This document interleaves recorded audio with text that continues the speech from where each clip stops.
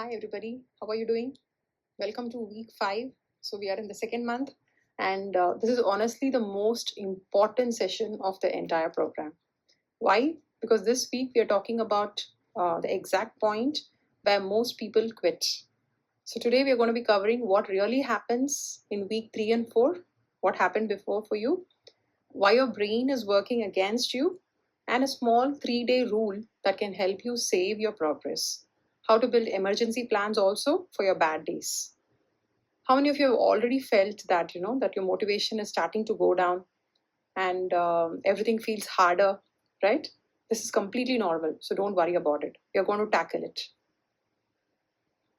So, this is the make or the break point, and this is where most people quit, and we have to plan for it. Okay, what's happening? Let me paint you a picture, that's happening to someone right now. It's week 3, 2 weeks behind. The excitement of this program is already starting to go down. You step on the scale and nothing. Same number as last 2 weeks. Meanwhile, someone in office just near you has ordered biryani and it smells amazing. Or, your wife calls you and says, "You're looking very weak. Eat something today, right?" So, this is the danger zone. Quick fixes are amazing for 2 weeks. Any program feels amazing for 2 weeks. After that, collapse. But we expected this actually. We planned for it and we are not surprised. Your brain is literally trying to save energy by pulling you back to your old patterns, okay? This is not personal, it's just your brain helping you. But understanding this gives you power over it. Who's already experienced this? Week 3, right? So the excitement is gone, scale is plateaued, life is happening, and your brain starts bargaining with you. I'll start next Monday. I'll just do this one cheating. Maybe I cannot do this. But the truth is, this is not weakness. It's your brain doing exactly what it is designed to do. It is getting energy efficient. It hates new habits. It likes to follow the same thing, you have this saying, right? Inertia. So it is like that. We don't want to change anything in our life. So let's go ahead and see. Let's get specific about some Indian scenarios, okay? So these are the kind of obstacles you are facing already, or you will be facing for sure. Schedule disruptions, late nights at work, unexpected travel, or routine changes. So imagine your manager says, "Let's order dinner. We are all working late." So everybody is getting butter chicken and kulcha or naan or pizza. What's your backup plan? Keep some nuts, trail mixes, and order tandoori starters, tandoori paneer or tandoori chicken with salad. You're still part of the team dinner, but you're making it work for you. Or social pressure, right? Office parties, family function. People will ask you, "Why are you so strict?" Right? Somebody will come and tell you, "Take this one sweet." Your response should be, "I'm full right now, maybe later," and just walk away. Don't explain, don't justify. You don't want to get into arguments. You decide which events are worth it. Or you'll face some emotional triggers: stress eating, boredom snacking, comfort food cravings. Like, for example, it's 11 o'clock in the night and you're stressed about a presentation. Your brain could say, having a Maggie will be nice right now. Or what can I eat? You just go to the fridge, open the door, and look at it. So pause that time. Are you actually hungry or are you stressed? Maybe what you need is just close your laptop and go to sleep. Or, sit with your family for 10 minutes. Maggie is not going to fix the stress for sure. And the last thing is most frustrating, the plateau. So all of this will be worth it if your scale is moving every single day. But what happens? Your scale is stuck. Scale is stuck for weeks, or clothes fit the same. There's no visible movement. But you have been perfect for 2 weeks, right? And the scale has not moved. Don't notice. No, don't think about that. But did you notice you can climb stairs without getting breathless? Did your clothes start fitting better? So these are the kind of victories we have to be celebrating initially. You've walked for 5 days, you've exercised for 5 days. So these small wins, right, will keep you motivated. So which obstacle was the one you faced in the last 2 weeks and which derailed you? So tell me about it, okay? Let's talk again about some real Indian situations. Okay, weekend wedding. You know what happens, right? You walk into the venue and there are 12 live counters. You have chaat counter, dosa counter, pani puri counter, Chinese, desserts, and someone will spot you and say, "Oh, you've lost so much weight. You're looking so weak," right? But uh, everybody is looking at you to see what you want to do. The plate strategy, right? You have to use it here. Fill half your plate with salad, quarter of your plate with any protein, paneer or dal or chicken or chole, whatever is there, and a small portion of two favorite items. Eat slowly, take your time, and keep socializing. Right? That is the key. Nobody's watching what you're eating. They're just making sure that you're eating something and your plate is full. That is what everybody wants. So, salad first, lots of it, then fill up with protein, and then pick two items. It could be dessert also, no problem, but only two items you genuinely want to eat. Eat slowly, talk more, dance. You can enjoy the wedding without making it about eating. Okay, or the office chai break. Everyone's having samosa or a biscuit, the free biscuits in office, and the sugar coffee. The smell is incredible, and you're sitting there with an apple. Right? It feels a lot of peer pressure, but it is peer pressure disguised as friendship. Your colleagues are not trying to sabotage you. They're just feeling uncomfortable eating something while you are not eating, right? So the tip is, have your chai, skip the samosa, skip the sugar. Keep talking, keep laughing, be part of the group. Don't isolate yourself.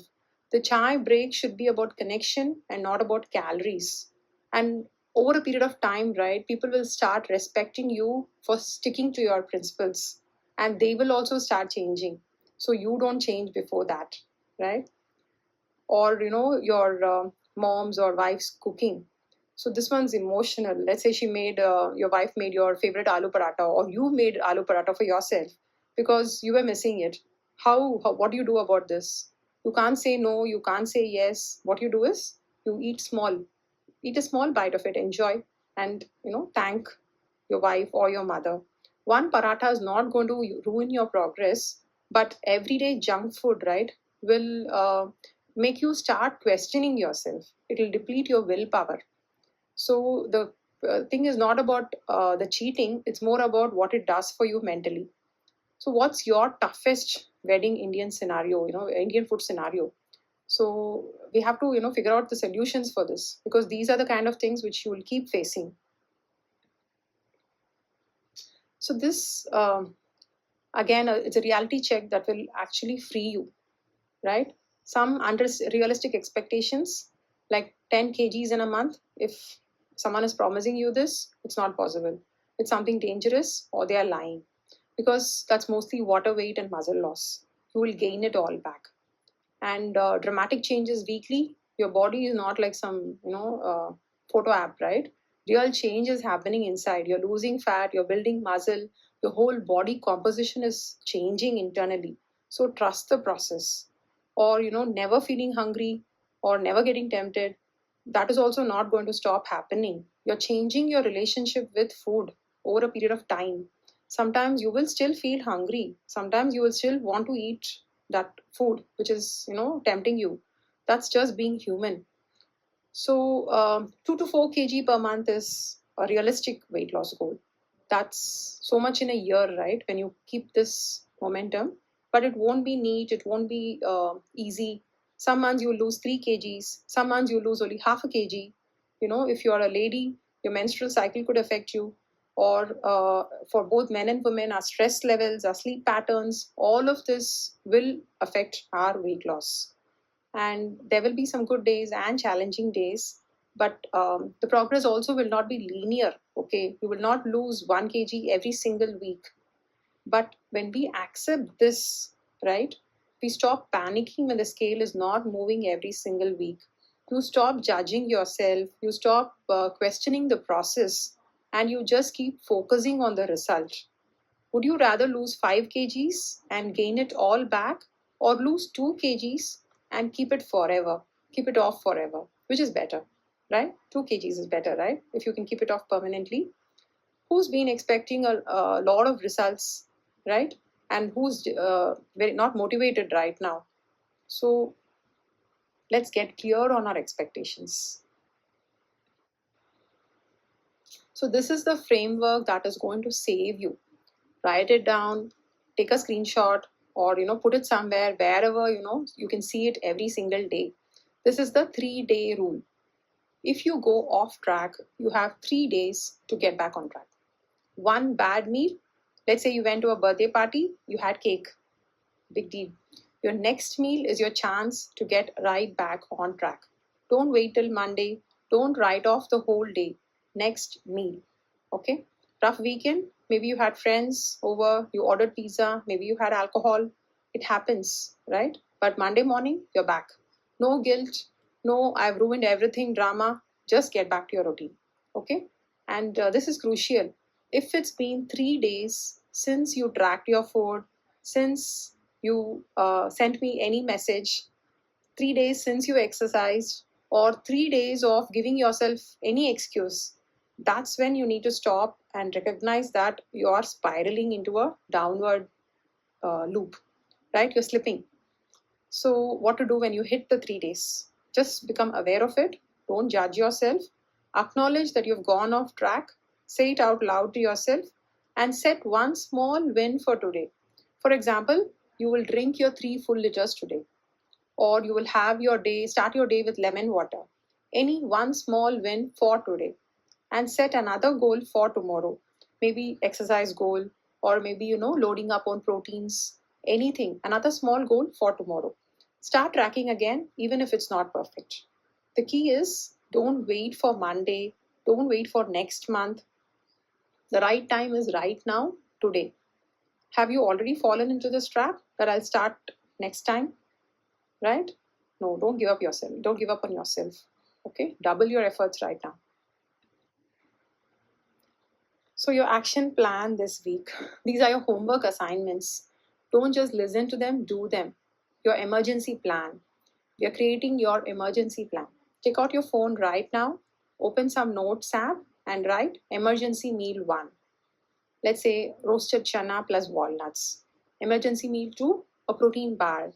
Emergency meal 3, maybe some Greek yogurt with some of your favorite nuts, or a big bowl of fruits and your nuts, right? So these are your backup plans.